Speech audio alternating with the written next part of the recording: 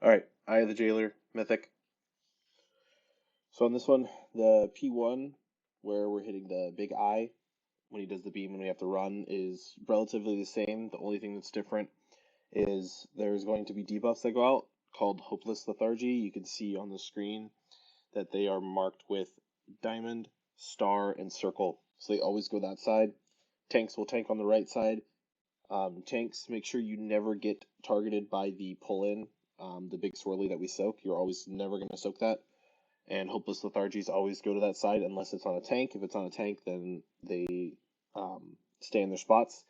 And if you have Hopeless Lethargy, you should never get targeted by the big swirly. But if you do, you would just go into get soaked, and I believe it removes it. But I'm pretty positive that you can't get if you have the debuff the slow. You cannot get targeted by the pull in. We're still going to speed totem every single pull in, every single time. We still cleave onto the ad every single time and just target boss no matter what. We want to have good boss damage. We want to transition at good times. So nothing really changes here as well. We still dodge swirlies. Swirlies still happen. We should get a swirly in, and then we get a soak, and then swirlies during the soak every single time.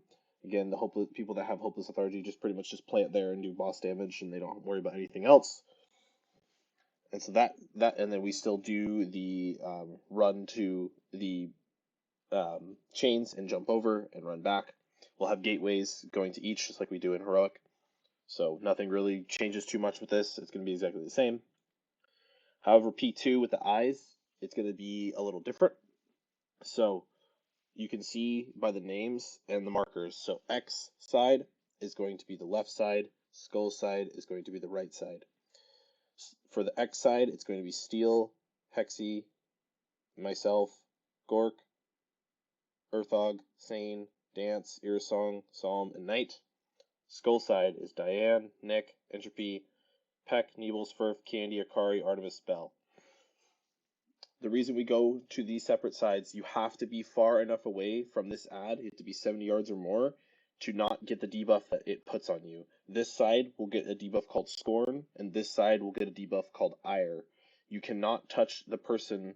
If this tank has Scorn, this tank has Ire, if they touch each other, they're going to explode and pretty much wipe the raid. So you never ever touch each other, no matter what, when we're doing this. We're going to try this. The first strategy we're going to try, it's going to be more healing intensive, but it just makes it simpler, is we're going to just stay on our side the entire time and not swap. If that doesn't work out, we can go to the second strategy, which I'll go over a little bit later. So again, this first strategy is very, very simple. You pretty much just stay on your side. Range, you do not go in the middle unless we really need the damage. To target, the only person that I will call to go in the middle will be healers. So like if I call Entropy to go to the middle, to salve or him or whatever, just so it can hit both people, then I will. And like as well with Peck, Peck would probably move to the middle, and he would actually be on this side, but he would move to the middle so he could ramp as many people as he can, and then he'd move back. You just want to make sure that you're not getting you're not hitting people. We don't have people in the middle just in case. Again, pools always go to the outside as far as you can. Never put a pool here or here. Again, you can put them along this edge too, but again, try to keep them all down here as well. That's the same for over here. Always put pools out. We want to generally be stacked for a loose stack. We're gonna have swirlies, but we don't want to be too spread just because it'll make healing easier. We have 2 Resto Shamans and a Resto Druid, so stacking does help, but we don't want to be too close because we want to make sure we're dodging swirlies.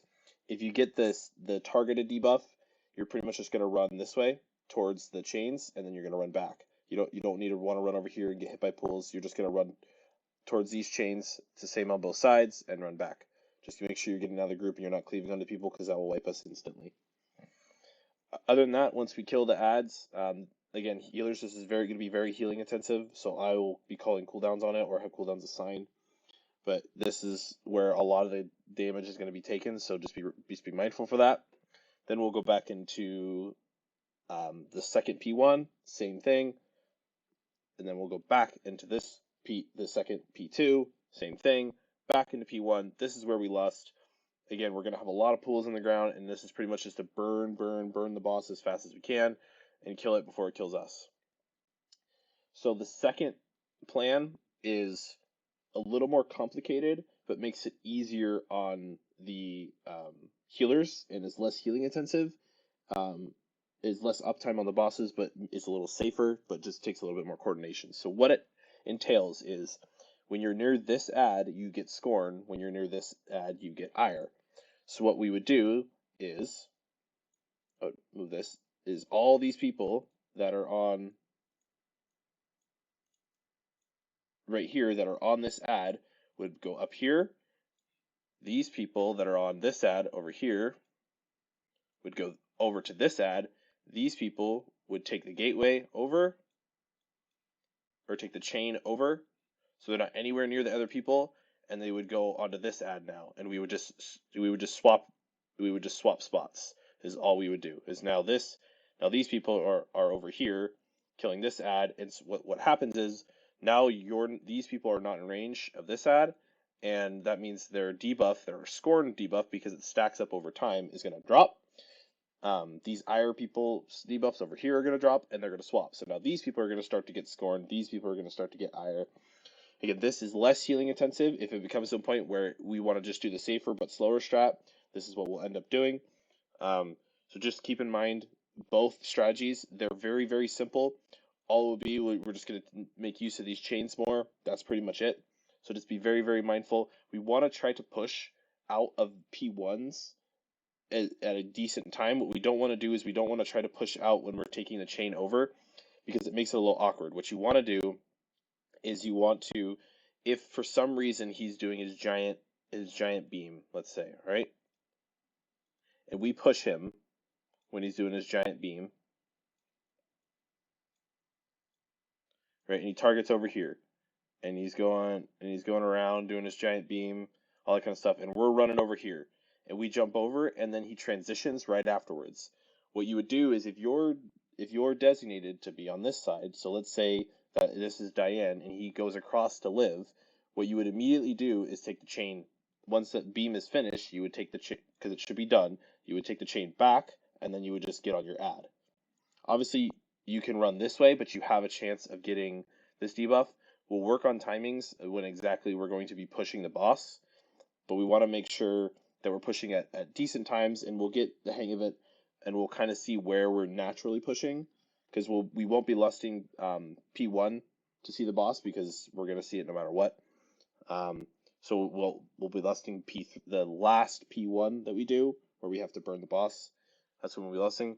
But again, I'm going to go over the first strategy we're going to try to use, which is where everyone that you're assigned sides, you're going to stay on that side the entire time until the ad's dead, and then we're going to go back into P1.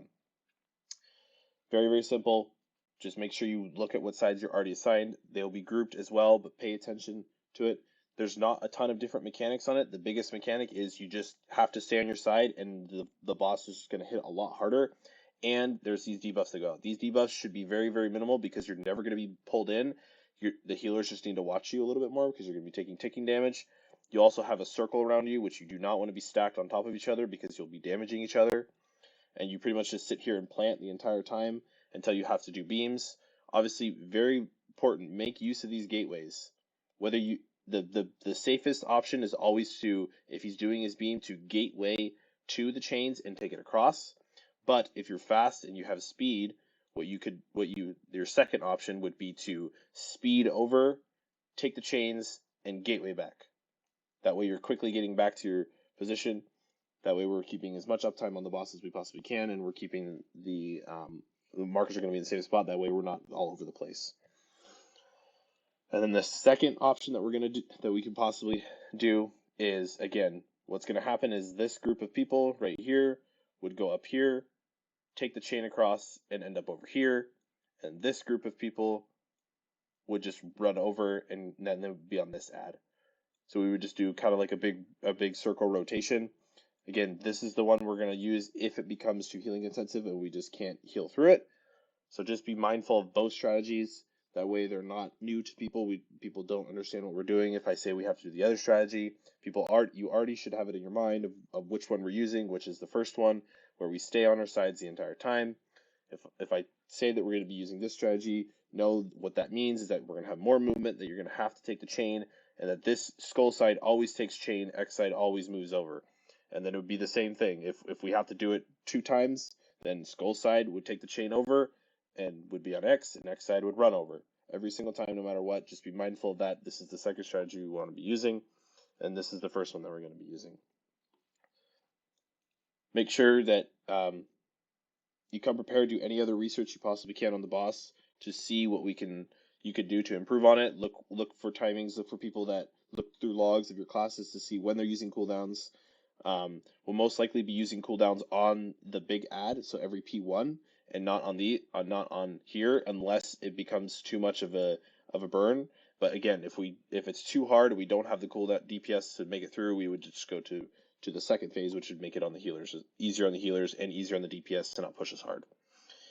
So again, do everything you can personally to look up what you can do to come prepared to this boss and be ready to kill it. We're gonna Vantis this boss. This is gonna be our progression boss for this week on Mythic, as long as we have the people.